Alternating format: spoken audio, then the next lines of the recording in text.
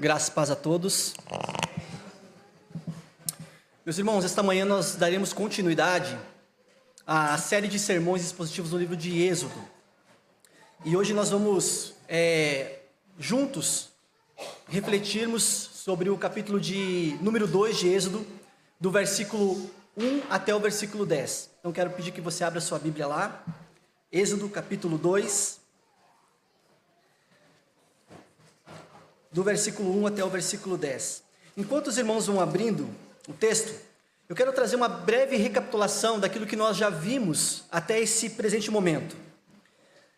Quando nós olhamos para aquilo que vem antes do nosso texto, que nós vamos refletir essa manhã, no capítulo 1 de Êxodo, no versículo 17, tem um texto muito relevante, do qual foi o ponto central da exposição do último sermão no livro de Êxodo, que diz o seguinte: Êxodo 1:17. As parteiras, porém, temeram a Deus e não fizeram o que o rei do Egito lhes havia ordenado. Pelo contrário, deixaram viver os meninos. Importante a gente pensar juntos essa manhã que há um contexto para tudo isso que está acontecendo no Egito. E os 2 primeiros sermões dessa série vai trazer um pouco esse contexto até nós chegarmos agora no capítulo número 2 desse livro. No último sermão, então, nós vimos que houve ali a respeito de um grande exemplo de temor a Deus.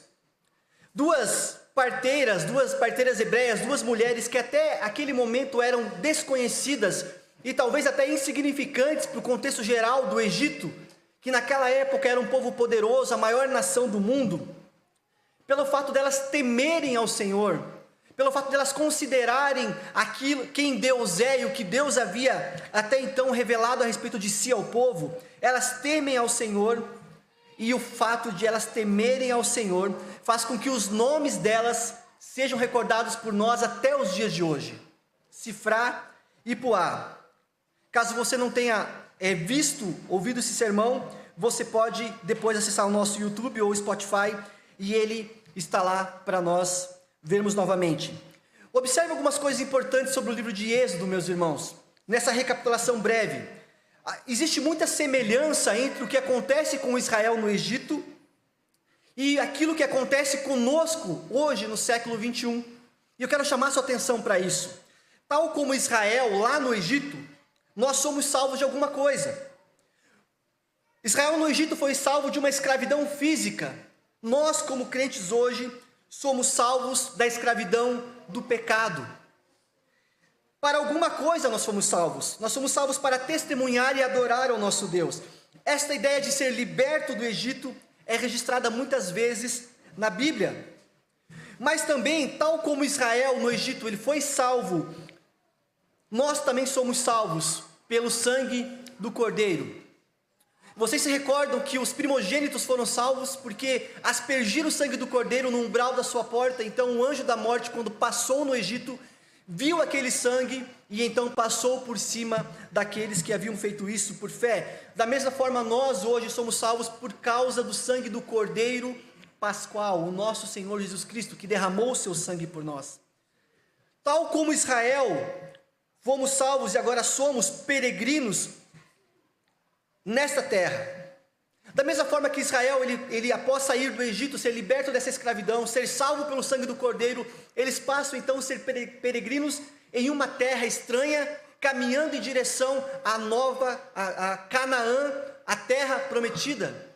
Da mesma forma, nós crentes somos salvos da escravidão do pecado, somos salvos pelo sangue do Cordeiro, e nós vivemos então em uma terra estranha a nós, porque nós não pertencemos a este local o qual nós estamos caminhando em direção a Canaã celestial, a Nova Jerusalém, o lugar para onde nós estamos indo. Da mesma forma que o povo de Israel caminhava em direção a uma terra prometida, nós peregrinamos nesse mundo em direção a uma terra prometida, que é a Nova Jerusalém celestial. E eu preciso que os irmãos tenham muito claramente na mente de cada um dos irmãos as semelhanças que existem entre o povo de Israel no Egito e os crentes e cada um de nós hoje, no tempo em que nós vivemos.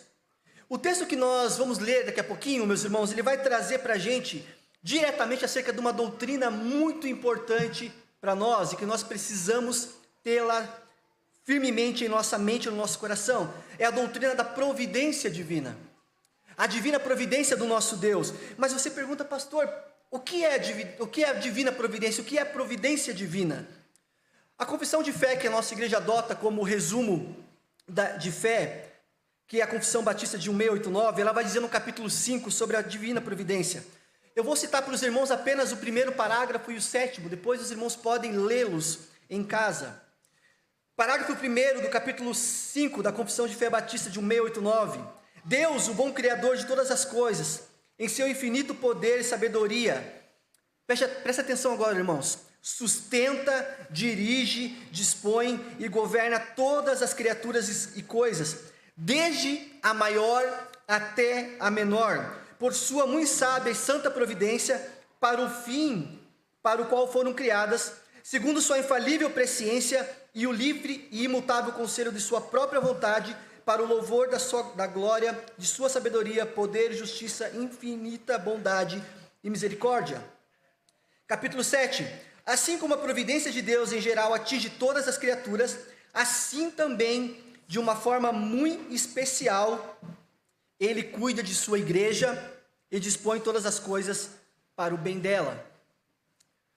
Tudo o que acontece neste mundo, tudo o que acontece em nossas vidas, não está à parte da providência de Deus. E nesse relato que nós vamos estudar essa manhã, vocês irão perceber que até as mínimas coisas que acontecem nessa narrativa bíblica não estão à parte da providência de Deus. E nós, esta manhã, precisamos sair daqui firmes que a providência de Deus é que rege todas as circunstâncias, não somente do mundo, mas também das nossas próprias vidas. Então esse texto que nós vamos ler, ele vai dizer exatamente isso, como que Deus faz com que todas as coisas cooperem para o seu firme propósito. Olha que interessante o cenário geral desse texto. No capítulo 2, Êxodo começa diretamente falando a respeito do pai de Moisés, um tal de Arão. E o nome dele aparecerá somente no capítulo 6. Mas vamos para a leitura do texto de antemão, meus irmãos. Êxodo capítulo 2, versículo do 1 até o 10, diz o seguinte. Eu vou ler na versão Nova Almeida atualizada. Um homem da casa de Levi casou-se com uma mulher da mesma tribo. A mulher ficou grávida e deu à luz a um filho. Vendo que o menino era bonito, escondeu-o durante 3 meses, não podendo, porém, escondê-lo por mais tempo. Pegou um cesto de junco, tapou os buracos com betume e piche, e pondo nele o menino, largou o cesto no meio dos juncos, à beira do rio. A irmã do menino ficou de longe para ver o que ia acontecer com ele. Versículo 5. A filha de Faraó desceu para se banhar no rio, e as moças que tinham vindo com ela passeavam pela margem.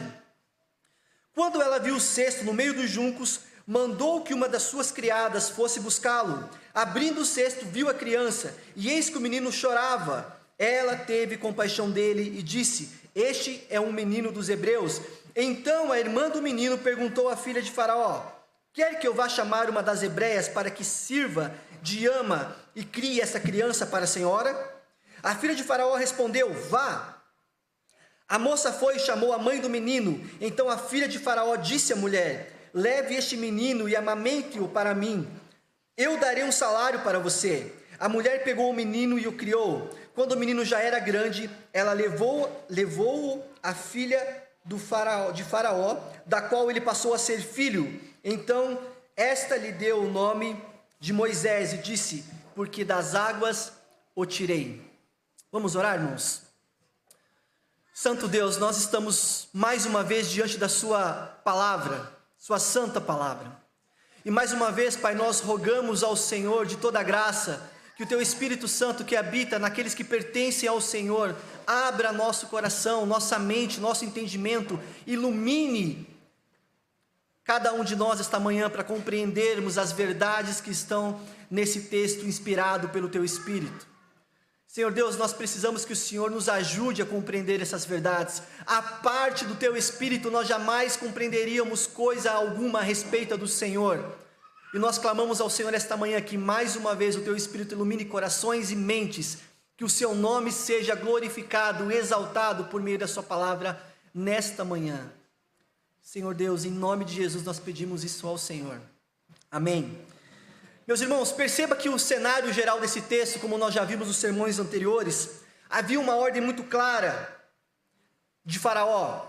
No versículo 22 do primeiro capítulo, ele vai dizer o seguinte: então Faraó deu a ordem a todo o povo, dizendo: joguem no rio Nilo todos os meninos hebreus que nasceram, quanto as meninas deixem viver.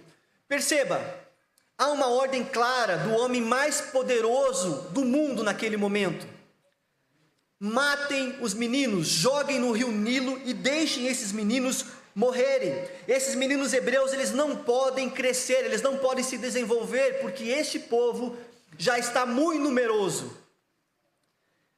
E aí, no capítulo 2, dos versículos 1 até o 10, nós veremos de forma extraordinária o fato do nosso Deus ter sempre um plano, e a sua providência sempre fazer com que tudo aconteça conforme o conselho da sua vontade. O versículo central desse texto que nós vamos ler esta manhã, meus irmãos, está no versículo 6. Abrindo o cesto, viu a criança. Êxodo 2:6. Abrindo o cesto, viu a criança, e eis que o menino chorava. E eu quero fazer um destaque especial. Ela teve compaixão dele e disse: este é um menino dos hebreus. Mas fiquem comigo que nós vamos chegar lá no versículo 6. Quando nós olhamos então para o primeiro versículo desse texto, um homem da casa de Levi casou-se com uma mulher da mesma tribo. O versículo 1 então desse capítulo, irmãos, ele fala que esse homem, ele se casa com uma mulher da mesma tribo dele. E algumas informações importantes: essa mulher concebe, então dá à luz a um filho, e vendo que esse menino era bonito, um menino excelente, escondeu-o por 3 meses. Nós sabemos que isso é sobre Moisés, nós sabemos que é um nascimento de Moisés. A sua Bíblia no título vai dizer nascimento de Moisés. Mas até o momento, irmãos, não é citado o nome de Moisés no texto. Até o momento não tem uma menção: nasceu Moisés, assim nasceu Moisés. Mas o texto continua narrando o que está acontecendo ali. Nós devemos observar o fato que Moisés, ele vem de uma tribo chamada tribo de Levi. Aqui, eles não mencionam inicialmente o nome dos pais de Moisés, e nós vamos perceber por qual razão, então, não é mencionado o nome dos pais de Moisés.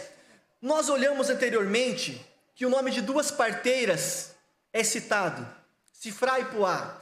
E por qual razão não é citado o nome dos pais de Moisés? Moisés é a figura mais importante do Antigo Testamento para o judeu.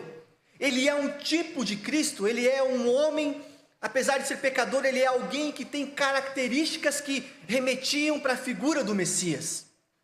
E por qual razão então não é citado o nome dele aqui? Por qual razão isso não acontece? Isso vai acontecer somente no versículo 16 do capítulo 6 de Êxodo. Olha o que diz lá: são estes os nomes dos filhos de Levi, segundo as suas gerações. Êxodo 6:16. Gerson, Coate e Merari. E os anos da vida de Levi foram 137, os filhos de Gerson, Libni e Simei. Segundo as suas famílias, os filhos de Coate, Amrão, Izar, Hebron e Uziel. E os anos da vida de Coate foram 133, os filhos de Merari, Mali e Muzi. São essas as famílias de Levi, segundo as suas gerações. Amrão tomou por mulher Joquebede, sua tia, e ela lhe deu à luz Arão e Moisés. E os anos da vida de Arão foram 137. Veja, meus irmãos, a ligação que há entre a geração de Moisés, Arão, com a ligação lá atrás. Abraão, Isaque, Jacó, Levi, Coate, Amrão e Moisés.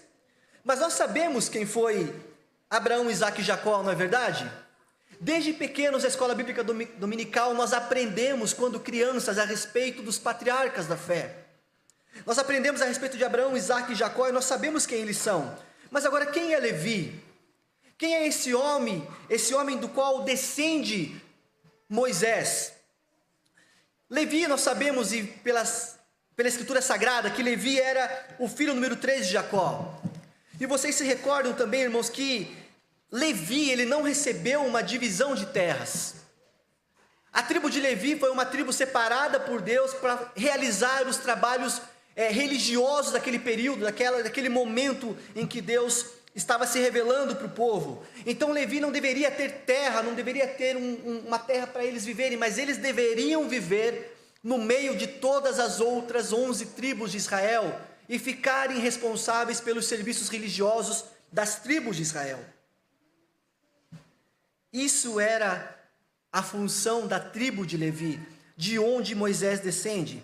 Bem, vamos retornar ao nosso texto original que nós estamos lendo. Por qual razão, então, o nome dos pais de Moisés é omitido pelo próprio Moisés? Por qual razão será que o próprio nome de Moisés é omitido pelo próprio Moisés? Porque nós sabemos que o Pentateuco foi escrito por Moisés. Por qual razão, então, ele não cita o nome dos seus pais e nem o seu próprio nome inicialmente? Irmãos, nós não temos essa resposta de forma direta no texto, mas nós podemos conjecturar, e que a história que está sendo narrada a partir do livro de Êxodo e desde Gênesis não se refere a Arão, não se refere a Joquebede, não se refere a Moisés, mas a história se refere ao próprio Deus, o grande eu sou, que faz com que sustenta, dirige, dispõe e governa sobre todas as criaturas. É uma narrativa onde vai demonstrar não a história de um ser humano, mas como Deus dirige todas as circunstâncias para o propósito eterno de redenção, de salvação, primeiro de um povo da escravidão do Egito e depois da salvação do seu povo por meio do sangue de Cristo, da escravidão do pecado, como nós. E a primeira reflexão pessoal que eu queria que nós pensássemos juntos essa manhã como igreja do Senhor, você que está aqui essa manhã, ou você que vai ouvir essa mensagem ou assistir depois, você tem consciência que quem dirige e sustenta a história é Deus? Você tem consciência que a história que você está vivendo não diz respeito ao seu CPF simplesmente, mas diz respeito ao Deus que sustenta, dirige e governa todas as coisas? Quando nós começamos a olhar a nossa história pessoal, individual, da perspectiva que não é sobre nós isso, mas é sobre o nosso Deus, sobre o nosso Cristo, isso muda a perspectiva com que nós olhamos as circunstâncias que nos cercam.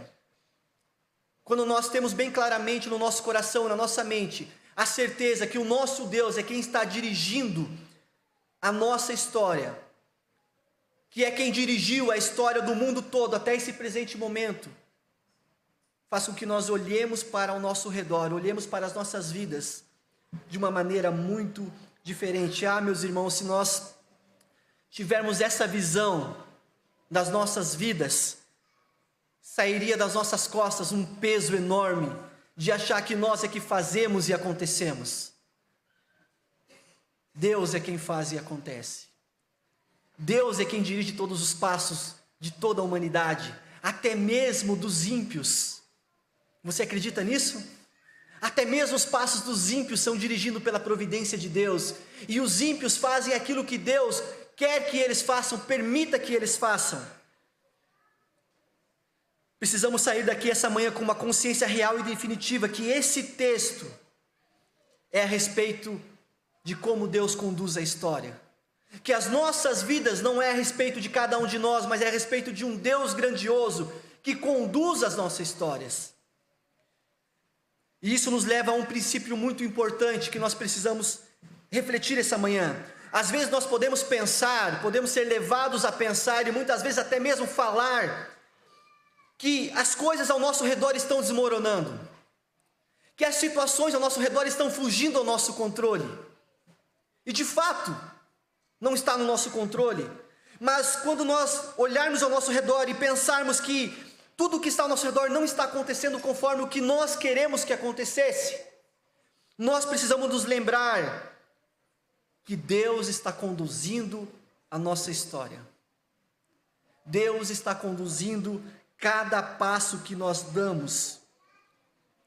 Deus realiza a sua vontade perfeita de maneiras surpreendentes, como nós vamos ver nesse texto essa manhã.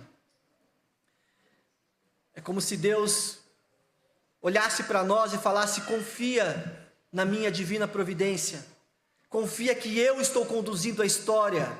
Este mundo não é como um navio em que o capitão abandonou e o leme está solto no oceano, no mar raivoso. Não, Deus está no controle das situações e das circunstâncias deste mundo. E isso faz com que nós paremos um pouco e pensemos, e paremos de nos preocupar com coisas, situações passageiras. Vejamos então como a providência de Deus dirige essa narrativa que nós estamos estudando esta manhã. No versículo 2, olha aqui o que o texto vai nos falar, irmãos. A mulher ficou grávida e deu à luz a um filho. Vendo que o menino era bonito, o escondeu durante 3 meses. Olhe bem para esse momento do texto que nós estamos lendo. O povo é escravo no Egito. Faraó já havia ordenado que as parteiras matassem os meninos. Agora Faraó ordena que os egípcios joguem no rio as crianças do sexo masculino. Essa é a ordem que está vigorando. E o que você acha, meus irmãos? É um bom momento para se ter filhos? Será que esse é o momento ideal para se ter filhos? E filhos meninos? Será que eles poderiam pensar assim, puxa, não vamos ter filhos agora? Porque, a economia está ruim, a situação está feia, o faraó agora pegou e a gente é tudo escravo, o faraó agora mandou matar os meninos. Vamos esperar aí uns 10, 15 anos, aí o faraó vai morrer, vem outro e a gente pode ter filhos. Você acha que era um momento favorável para se ter filhos? Não era. E qual seria então um momento favorável, meus irmãos? Vamos pensar, trazer o texto para mais próximo de nós, a nossa realidade. E eu não estou dizendo que essas coisas que eu vou falar são erradas, não são, tá, irmãos? É justo, é bom nós pensarmos sobre isso. Mas muitas vezes nós colocamos que precisamos primeiro ter uma estabilidade financeira, ter um emprego, ter uma carreira, ter uma renda fixa, uma renda sustentável, planejarmos financeiramente. Irmãos, mais uma vez, não existe problema algum em relação a fazer essas coisas. Nós fazemos essas coisas. Nós não saímos aí tendo filhos a esmo sem pensar sobre isso. Nós pensamos sobre isso. Mas a questão é que nós não podemos deixar com que essas coisas materiais, o materialismo, suplante a nossa confiança que é o nosso Deus que dirige e governa as nossas histórias.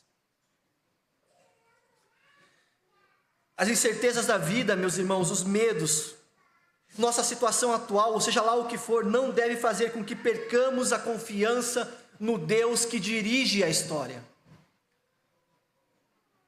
A mensagem que podemos extrair desses 2 primeiros versículos como princípio aqui é que não é Anrão, não é Joquebede, não é Míriam, nem mesmo Moisés, nem o faraó, muito menos a filha de faraó, mas a história é que Deus preserva a vida e Deus dirige todas as coisas que acontecem, mesmo em circunstâncias de incertezas e de morte. Possivelmente, irmãos, eles estavam com incertezas e estavam pensando que o filho deles poderia morrer a qualquer momento se fosse descoberto. Mas a confiança que esses tiveram na providência de Deus fez com que eles não abandonassem a fé em Deus. Muito embora o início da vida de Moisés tenha sido marcado pela ameaça de morte, Deus tinha um plano para ele, que se cumpriria mais tarde. Isso nos lembra que Deus tem um plano para este mundo, irmãos. Um plano também para cada um de nós, nós que um dia cremos e entregamos nossa vida ao Senhor Jesus, nós que uma vez somos convertidos pelo Espírito Santo, Deus tem um plano para cada um de nós. E esse plano não é para nós conquistarmos riquezas, para nós sermos prósperos e falarmos o nosso nome, ficar famoso. Se isso acontecer, glória a Deus. Se não acontecer também, não é para isso. Mas é para formar em cada um de nós o caráter de Cristo. É por isso que nós estamos aqui. Para que o caráter de Cristo seja formado em nós. E para que na medida em que Cristo vai formando o caráter de Cristo em nós, nós anunciemos o Evangelho a outras pessoas. Para que outras pessoas sejam atraídas pela mensagem do Evangelho. Sejam convertidas pelo Espírito Santo. E tenham também suas vidas transformadas como nós um dia também tivemos. Se estamos aqui hoje, esta manhã, é pela providência de Deus. Às vezes eu e o pastor Luiz sentamos e conversamos e olhamos para trás quando essa igreja começou a ser plantada. E quando nós olhamos para os irmãos aqui pelo que Deus tem feito, nós olhamos assim, somente a graça de Deus. Esse espaço que nós estamos hoje nos reunindo para cultuar o Senhor é fruto da providência de Deus. Tudo que nós vivemos é fruto da providência de Deus, meus irmãos. Eu quero que você saia esta manhã aqui tendo isso na sua mente e no seu coração. Devemos confiar em Deus e na sua providência, mesmo que não entendamos completamente o que está acontecendo ao nosso redor. Êxodo capítulo 2, versículo 3 e 4. Não podendo, porém, escondê-lo por mais tempo, pegou um cesto de junco, tapou os buracos com betume e piche, pondo nele o menino, largou o cesto no meio dos juncos à beira do rio. A irmã do menino ficou de longe para ver o que ia acontecer com ele. Meus irmãos, pare para pensar um minuto aqui, de forma racional, no que nós acabamos de ler. Como se esconde uma criança? Como se esconde uma criança de 3 meses? O que fazer com o choro? Os pais recentes sabem como que funciona. Os pais que já foram pais sabem da experiência que passaram. Como você vai esconder o choro do teu filho, dos vizinhos, às 3 horas da manhã? A única resposta, meus irmãos, é que não tem como esconder. A única resposta para uma pergunta como essa é que Deus estava preservando esta criança. Deus estava preservando a vida de Moisés. Moisés não era um menino comum. Olha o que o texto de Hebreus vai nos falar a respeito. Hebreus capítulo 11, versículo 23. Pela fé, Moisés, depois de nascer, foi escondido por seus pais durante 3 meses, porque viram que era um menino bonito e não temeram o decreto do rei. Aqui eu fiquei pensando, será que se menino fosse feio, eles tinham jogado no rio? Porque fala que o menino é bonito, mas aqui não é questão de beleza simplesmente natural, mas é que ele era formoso aos olhos de Deus. Os pais, quando viram o menino, viram que ele era formoso aos olhos de Deus. Deus tem um plano maravilhoso para este menino. Meus irmãos, vamos voltar para o texto. Eu quero chamar a sua atenção. Preste atenção que nesse texto há uma referência muito clara da narrativa anterior. De uma narrativa anterior muito importante. Quando a mãe de Moisés, então, pega o menino, depois de 3 meses, não podendo mais esconder este menino, ela faz um cestinho para esse menino. E essa palavra usada para cesto é a palavra tebá. E por que é importante nós analisarmos essa palavra tebá? Porque essa palavra ela é utilizada para se referir à arca de Noé. Moisés, ao utilizar essa palavra, ele está querendo trazer para o imaginário do povo, ao ler esse texto, que da mesma forma que Deus salvou o seu povo por meio da arca da morte, Deus estava salvando este menino numa arca, num cesto da morte. Por essa razão, a tradução King James vai dizer o seguinte, que a mãe de Moisés construiu para o seu bebê uma arca de junco. Uma arca de junco. A ocorrência dessa palavra querem que nós façamos uma referência direta à narrativa do dilúvio. O Deus que salva o seu povo numa arca é o Deus que salva este menino numa arca no rio Nilo. Mal sabia que o que estava para acontecer fazia parte da providência de Deus. Perceba, meus irmãos, olha como Deus faz com que todas as coisas aconteçam conforme o propósito da sua vontade. Versículo 5 até o versículo 9 do capítulo 2, a filha de Faraó desceu para se banhar no rio, e as moças que tinham vindo com ela passeavam pela margem. Quando ela viu o cesto no meio dos juncos, mandou que uma das criadas fosse buscá-lo. Abrindo o cesto, viu, e eis que o menino chorava. Ela teve compaixão dele e disse: este é o menino dos hebreus. Possivelmente ela olhou o sinal da circuncisão no menino e soube distinguir que era um menino hebreu. Continuando o texto, a moça foi e chamou a mãe. Então a irmã do menino perguntou à filha de Faraó: quer que eu vá chamar uma das hebreias para que sirva de ama e crie essa criança para a senhora? A filha do Faraó respondeu: vá. A moça foi e chamou a mãe do menino. Então a filha do Faraó disse à mulher: leve este menino e amamente-o para mim, e eu darei um salário para você. A mulher pegou o menino e o criou. Algumas perguntas importantes sobre esse trecho que nós lemos. Qual a probabilidade desse fato acontecer? Humanamente, qual que é a probabilidade de existir um decreto de morte, você colocar o seu filho num cestinho, num rio, e esse cestinho no rio ser encontrado pela filha do homem mais importante e poderoso daquela época, pegar esse menino e devolver esse menino à mãe, do próprio menino, e falar: crie para mim, e ainda pagar um salário para essa mãe. Na perspectiva humana, baixíssimas, quase zero. Eu posso afirmar isso. E na perspectiva divina, daquele que rege todas as circunstâncias para que as coisas aconteçam da forma que ele havia determinado que acontecesse. Totalmente possível. Totalmente possível.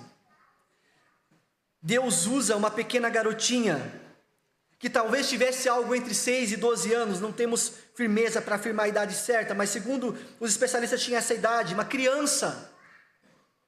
Deus usa uma mulher, uma rainha, do império mais poderoso do mundo, a filha do faraó, talvez a única que pudesse criar visivelmente o menino hebreu naquele período. Uma mulher que vivia imergida numa cultura pagã de adoração a outros deuses. Deus usa essa mulher para ser uma peça essencial no seu plano de providência para libertar o povo.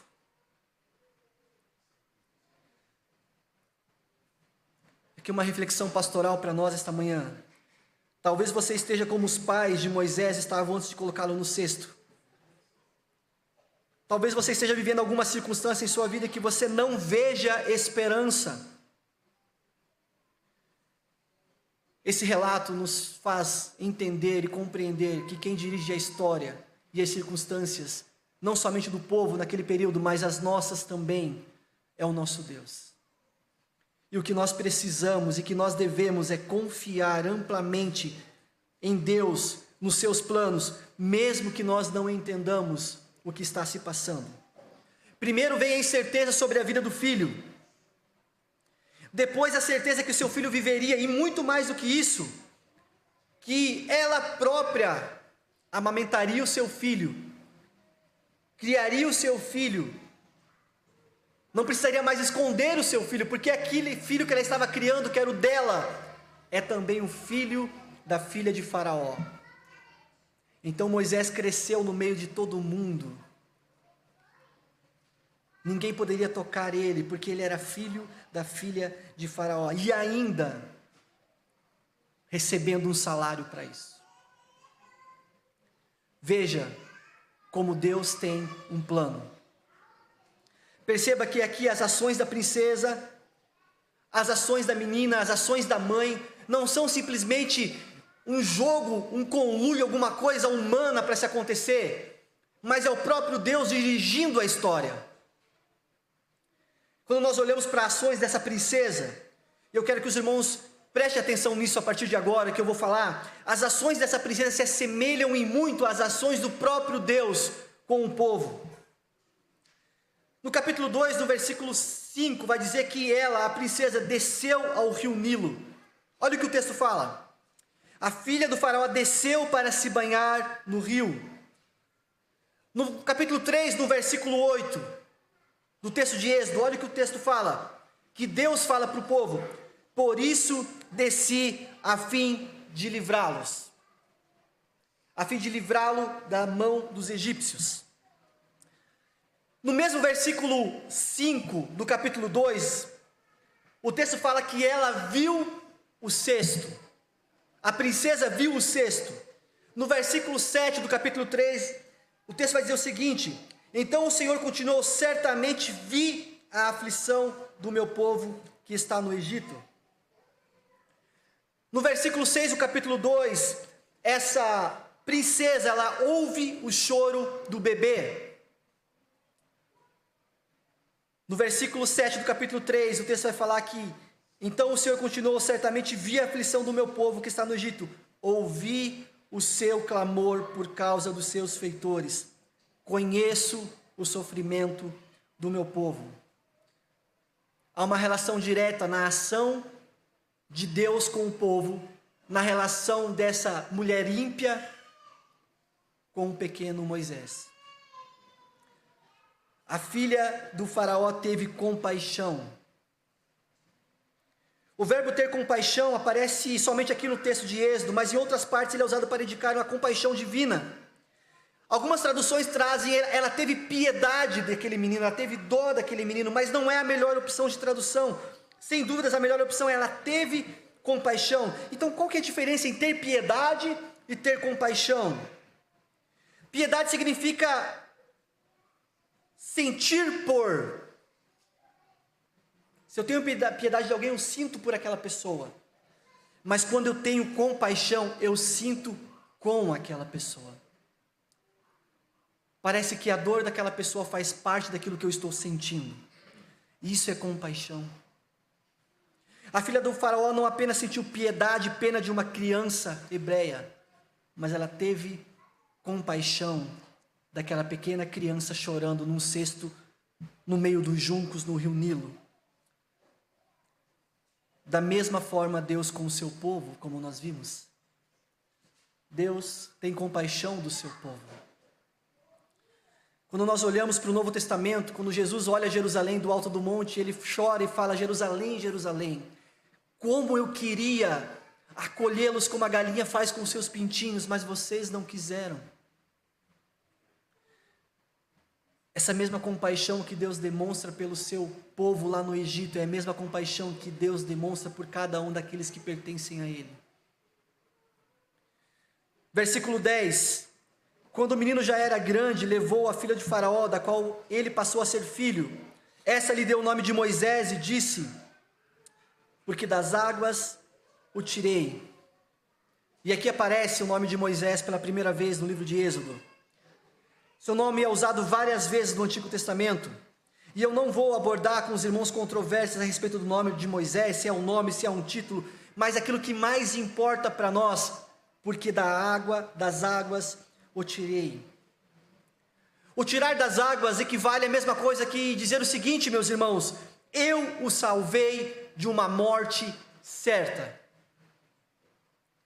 Eu o tirei da água, eu salvei esse menino de morrer.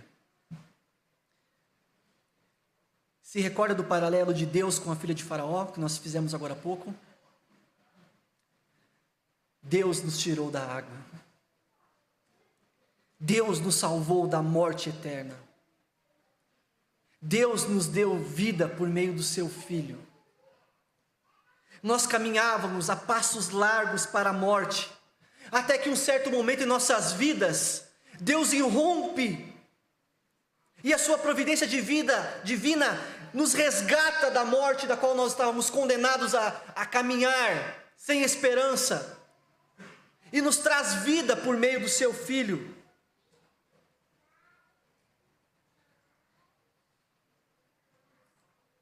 Eu e você talvez nunca saberemos o que Deus está fazendo. Somente o seu secreto conselho sabe da sua vontade. Mas uma coisa nós podemos ter certeza esta manhã: a providência de Deus nos dirigiu até aqui e continuará nos guiando até Ele retornar. Deus tem um plano, meus irmãos. E nós, eleitos do Senhor, estamos incluídos nesse plano. Um plano de preservação. Um plano de vida e não de morte. Há muitos paralelos da vida de Moisés com a vida de Jesus. Há muitos paralelos que nós podemos falar a respeito de Jesus e a respeito de Moisés. Jesus também enfrentou a mesma coisa quando era criança. Um rei tirânico que ordenou que todos os meninos fossem mortos. Mas seus pais acreditaram que aquele menino pequeno, e fugiram então para o Egito. Assim como Deus salva Moisés para salvar o seu povo, Deus salva o bebê Jesus para salvar o seu povo. Quando o resgate humano parecia impossível, o poder do mundo parecia impressionar, tanto lá no Egito com a mão de Faraó, tanto no Novo Testamento com o decreto do rei, para que os bebês até 2 anos fossem mortos, porque ele não queria um rei competindo com ele. Deus tinha um plano que não poderia ser frustrado e não foi. Ele entregou para Moisés, para que ele pudesse libertar os israelitas da escravidão do Egito, 1400 anos antes. E ele entregou Cristo na cruz. Cristo se entregou a si mesmo na cruz, para que por meio do seu sacrifício perfeito Ele pudesse nos libertar da escravidão do pecado. Deus tem um plano e Ele pode usar qualquer um para executá-lo. Essas são as boas novas, meus irmãos. Que notícia surpreendente! A notícia mais surpreendente ainda é que Deus usou a morte do Messias, seu próprio Filho, para nos salvar dos nossos pecados. Esta manhã eu quero que você saia daqui confiando em Deus, na providência divina. O mesmo Deus que preservou, sustentou, dirigiu Moisés e o povo, é o mesmo Deus que nos sustenta, nos conduz, nos dirige, nos preserva, para vivermos como peregrinos nessa terra. Vamos a Deus em oração. Senhor Deus, nós te damos graça por esta manhã. Obrigado, Senhor, porque mais uma vez o Senhor nos permite nos reunirmos como povo santo do Senhor, no dia do Senhor, para celebrar ao seu nome. Senhor Deus, muito obrigado pela tua palavra, que ela é viva e eficaz. Muito obrigado porque os exemplos trazidos na tua palavra são verdades eternas para as nossas vidas. O Senhor sustenta, dirige e governa sobre tudo e sobre todos, e a tua palavra nos mostra isso claramente. Senhor Deus, eu oro em favor de mim e de cada um dos meus irmãos e amigos que estão aqui esta manhã, que no meio das circunstâncias da vida nós possamos olhar para o Senhor e lembrar que a sua divina providência não nos deixa à parte, não nos deixa abandonado, que o Senhor é um Deus que tem compaixão do seu povo. O Senhor é um Deus que tem compaixão de nós. O Senhor é um Deus que cumpre as suas promessas nas Escrituras Sagradas, e nós estamos incluídos nessas promessas, de fazer convergir em Cristo todas as coisas. Louvado seja o teu nome, Senhor. Fortalece a nossa fé, nos ajuda a não desanimar nessa caminhada de peregrinos, mas caminharmos confiantes que é o Senhor que está conduzindo as nossas vidas, os nossos passos, rumo a chegarmos a Jerusalém Celestial, quando encontraremos com o Senhor. Pai, recebe nossa adoração, nosso louvor nesta manhã. Que o teu nome somente seja exaltado, glorificado para todos sempre. Nós oramos assim em nome de Jesus. Amém.